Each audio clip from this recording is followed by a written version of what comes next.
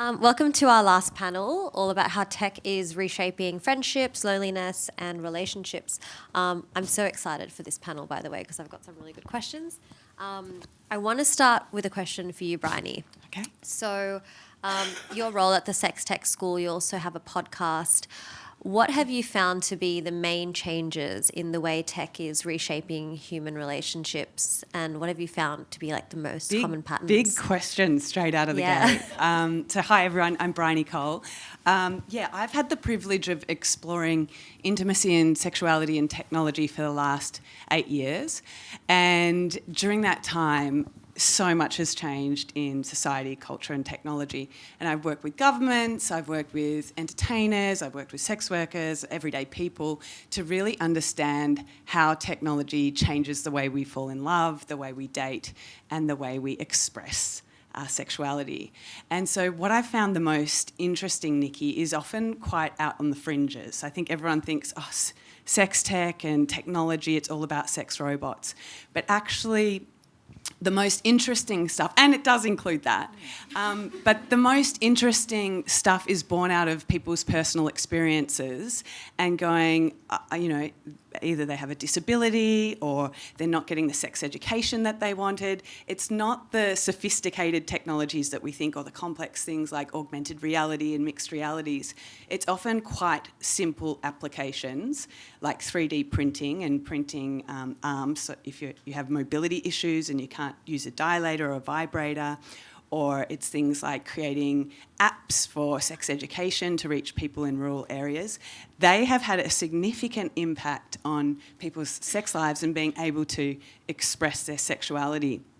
And through that, we have a school called Sex Tech School now, and we've seen 500 people through that. It's in its 15th cohort, and it's global. It's people from all around the world, and these aren't technologists. These are just people that have an experience. It's usually, it's either like fall off the bed, amazing orgasm, and they're like, oh my God, how do I replicate that using a vibrator and technology, or a trauma. So they've gone through something like being sexually harassed and had a really average experience with the reporting technology and gone, I've got to solve that. Here's how I think I'll solve that. And so for me, the things that I see in sex tech are often just like born out of personal experiences and not so much reliant on the interesting technologies.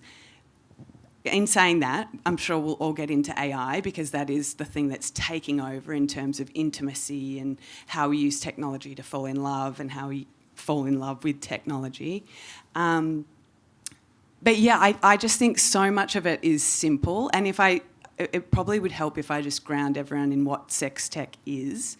So sex tech, above and beyond the first thing that people think of, is sex robots. Sex tech is anything, if we think of those two buckets of sexuality and technology. So in sexuality, yes, it's the good, having sex, but it's also sex education, sexual health, crime and violence reporting, human trafficking, medicine, and the way we move in the world, because that is our sexuality and our identity. So in that's a lot to contain and how we use technology, but that's how it crosses over into, that's why it's called sex tech.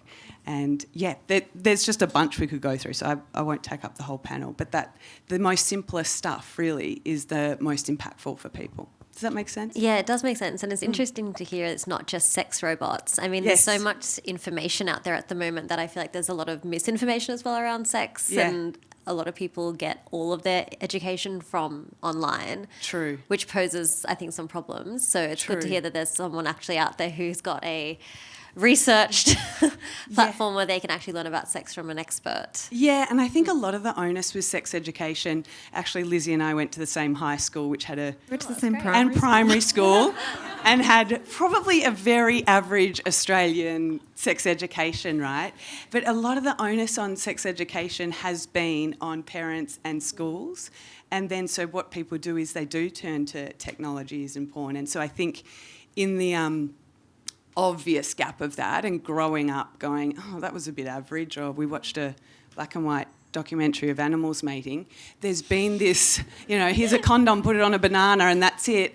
We've seen this, I think, incredible surge of women, not only emboldened to go and speak about their sexuality through Me Too and Time's Up, but also to go, hey, this is not enough. Like, there's more interesting ways that we can talk about our sexuality and deliver sex education, through technology, even through things, like TikTok has been really interesting when people are using coded words, but to really like raise the bar on what sexuality is and how we educate people.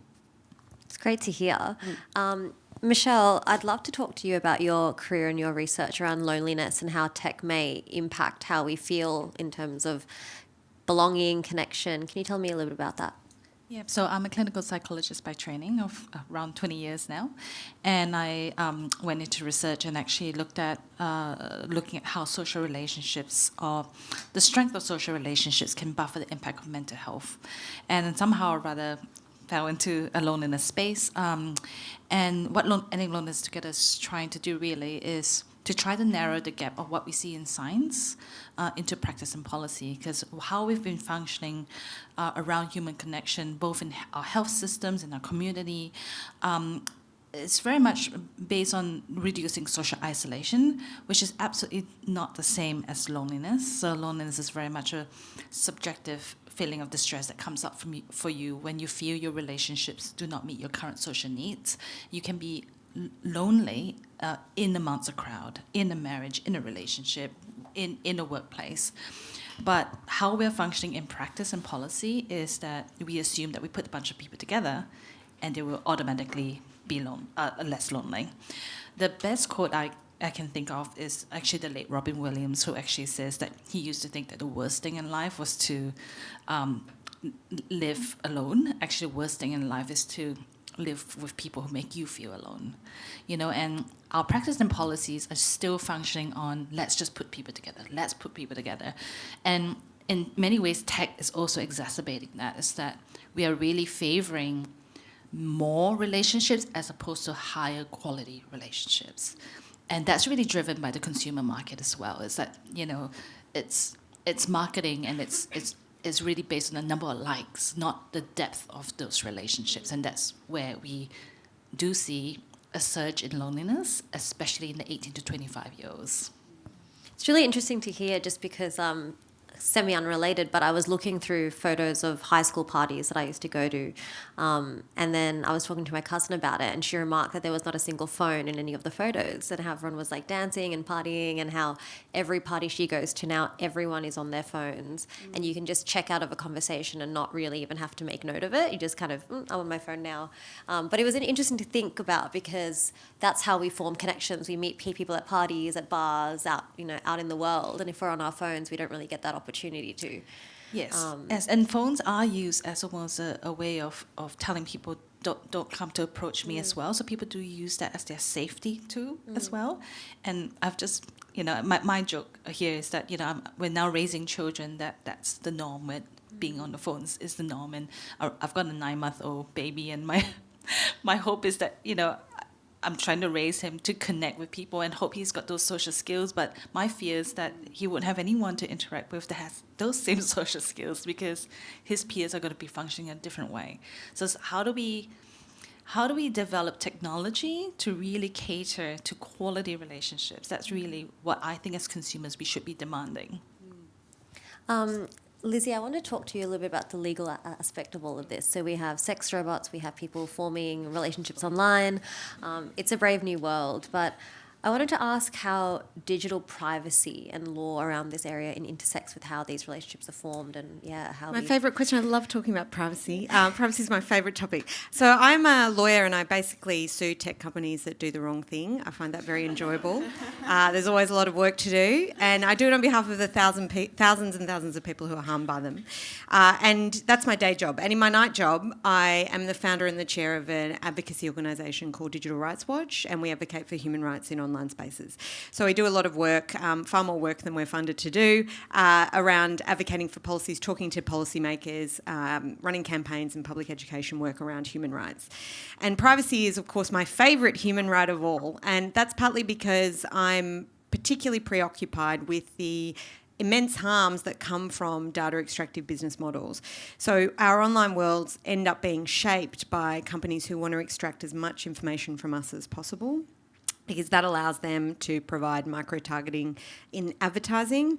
And that usually also leads to the prioritisation of viral content through monetisation and the like, which has created all sorts of social problems, from things like extremist content that is there for the likes, focus on engagement above connection, the shaping of spaces that looks different to how other people see the world, which I think makes it much more difficult and challenging to then form connections across traditional social divides. So how do you solve big social problems, things like climate change, things like wealth inequality or racial discrimination, if you're in your own siloed world, because that's what the platform wants you to be in?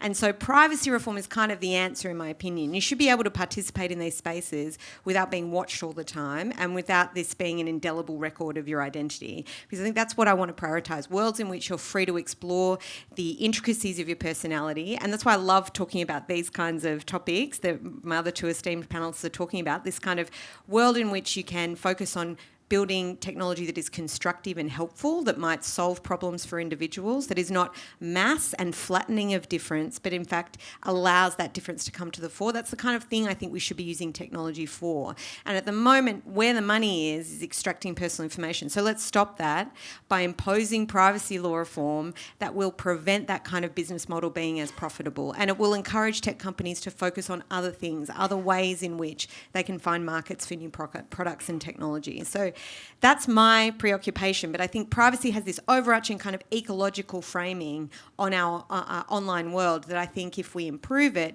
gives space to people to be themselves and explore what it is to be themselves without having a small coterie of billionaire tech bros in Silicon Valley deciding that for them, and that's my ambition. I'm just going to step out to just finish a cough and I'll come back. Be right back. On that note, I did want to ask about how do you stay on top of these things? Because technology moves a lot faster than the way we can kind of pass laws and pass reform. So how do you figure out what should be protected and what isn't protected? Because we're talking to AI things where if they are kind of pretending to be, for example, friend.com, it's meant to be an AI thing that actually acts as your friend. So the amount of personal information you might share with that is a lot higher than what we may have shared with bots and things in the past. Yeah, I think actually bots are interesting because from a consumer product liability lens, you sort of think about Replica, for example, which is a well-known AI bot for you can personalise, becomes a complimentary assistant for you. It cheers you on when you finished a run. But, you know, like there was this moment where the app had, it was called the Great Lobotomy of Replica, where they didn't update and people lost their personalisation of Replica. And it was very upsetting for people who created this thing. And I think to myself, who owns that technology? Well, actually the company does, right? So it's not a product that belongs to people. But then should people be able to own an AI assistant for themselves? Because I'm not sure I love that concept either, because it starts to mean that you treat this assistant like a product rather than when it sounds a lot like a person, right? So I'm a bit concerned about those technologies and what we can do about them. One thing I think we can do is impose a requirement that you tell people regularly that they're talking to a bot, not a person. So disclosure in all fronts, in consumer settings generally, but also in those kinds of settings. I mean, I think the law is obviously slow, right? I get that. But it's considered for a reason, because you do have to explore the kinds of ways in which these technologies end up being problematic or harmful. But I think involving people, particularly when it comes to AI, in design processes is critical. So one of the reforms I want to see is that when we are developing mandatory guardrails on AI, which our government is currently doing, I'm not exactly sure what a mandatory guardrail is, but I think we'll soon find out. But one thing I think is you should have to involve communities in the discussion of what design and implementation looks like, upon whom these decision-making systems will be imposed. Not have this system where you privatise the gains of the automated decision-making and you socialise the harms and expect people to deal with it, either by making complaints or whatever. Involving them early. So design is a co-design process with stakeholders who are relevant outside of the room of people who are technically qualified. I think that would be a great start. So there's ways you can implement those kind of structural reforms that then have much better flow-on effects for everybody involved in the product process. Great answer. Bryony, I did want to ask you a little bit about, I was reading on your LinkedIn about Puritans and purity culture how kind of tech has led to maybe some reactionary views on sex and relationships. Have you seen that at all in your research? Yeah, I think the Puritans thing is a a rejection of being overly sexualised through technology, our absolute all-out access to sexualised images at any time and anything being sexualised all the time. And so there's been this movement, particularly again with women, who are moving back into celibacy, to be boy sober. Have we heard about that trend now? And 4B movement. B movement? The 4B movement in Korea. Have you heard of this? Yeah. Is that where women move in with each other and Well, forget yeah, men? they're just rejecting relationships with men. That's like a dream. I know. That's what I was sending the houses to my friends. I was like, let's do it.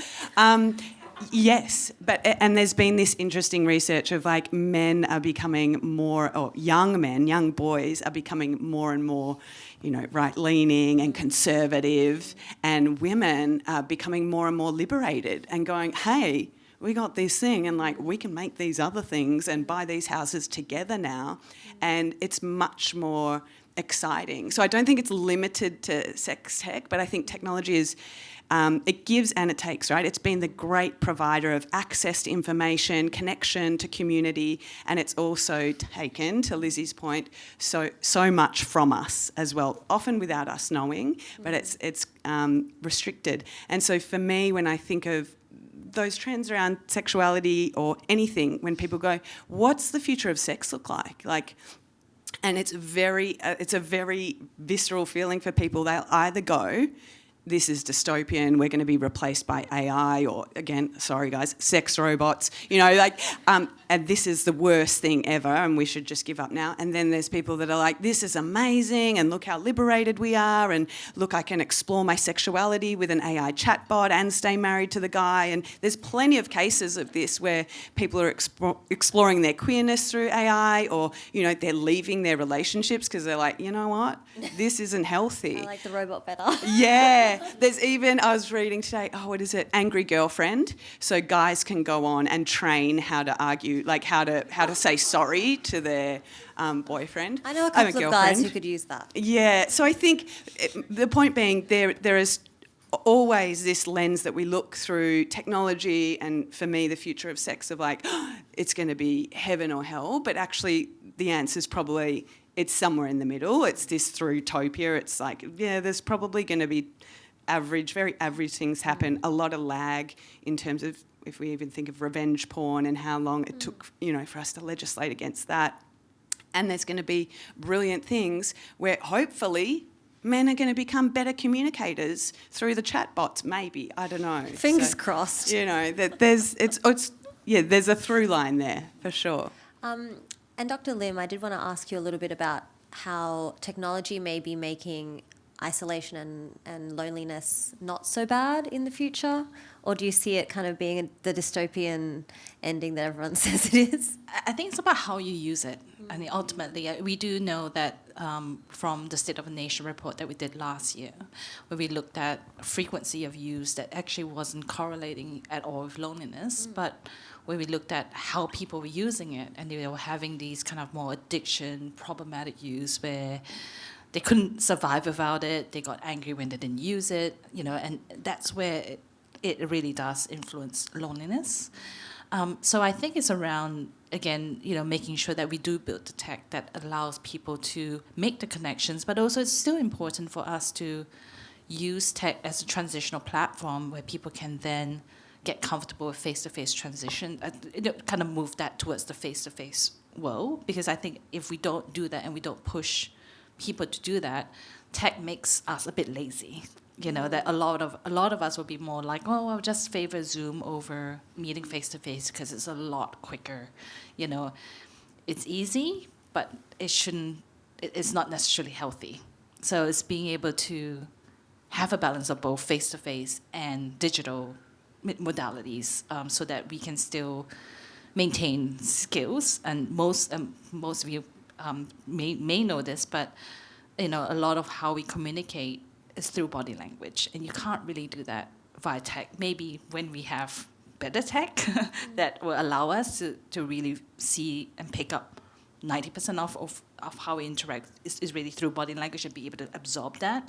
But the relationships that we make online, we know now that if we make those relationships online, if we don't transition those to real life, the quality of those are more likely to be much lower and also drop off. So we use technology to connect, and that's absolutely fine, but how do we then bring that to kind of much more face-to-face elements as well? And on that note, I do have an audience question that I think we can just go across the panel and ask, but I'll start with you, Michelle. Do you think the internet is creating more social distance compared to when we all used to talk to each other instead of communicating on our phones? Yes, but I think it's because there's no guidelines around that. Like, how do we use it in a healthy way? Again, guidelines around frequency, guidelines of how we use it. We haven't got those. We haven't actually developed those with evidence as well.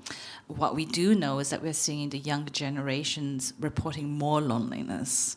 Now, it's probably not just one cause with loneliness, it's multiple things that do add in, but it's also teaching them to value that high-quality social interactions as they navigate through the social world, trying to go from primary school to high school to, a future employment and education.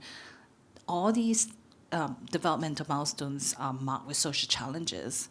We need to teach young people to navigate through it, whether it's with tech or without tech, but to navigate it in a way that makes sense for them.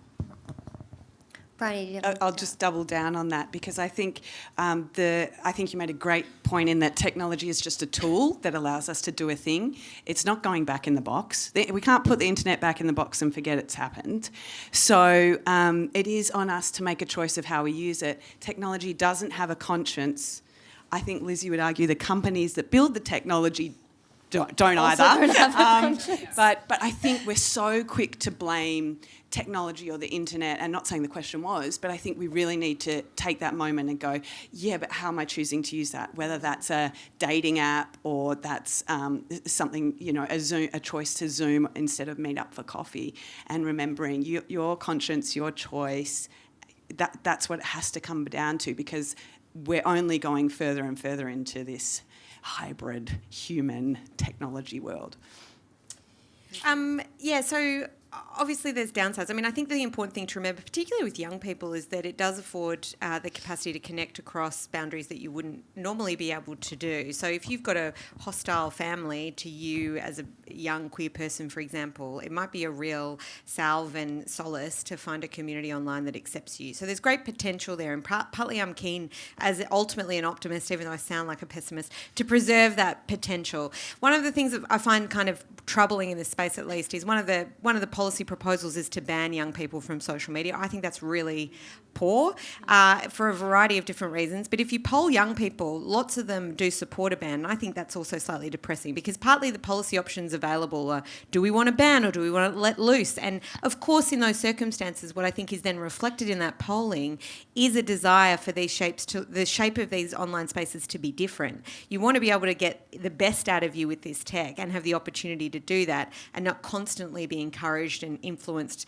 either indirectly or overtly to be the worst version of yourself. So it's about putting other policy options on the table, and restricting how people learn about you or companies learn about you online is one option. But there's lots of other design things that we can impose on companies and the like, safety by design, all these kinds of concepts that we could use to make these spaces more functional, fun, interesting, engaging, with unexpected kind of encounters. And that would be a great place to be. And so that's partly what I see my job as. Let's come up with ultimately much better policy proposals than the ones that are currently put, which are often put for their own kind of cynical reasons, and instead start to find ways to build the world that we want, so that people can go online and feel it is a useful place to be, full of social connection, and it doesn't impede their capacity to having human connections in meet space as well. Thank you so much for that answer, and that is all we have time for today. Thank you so much.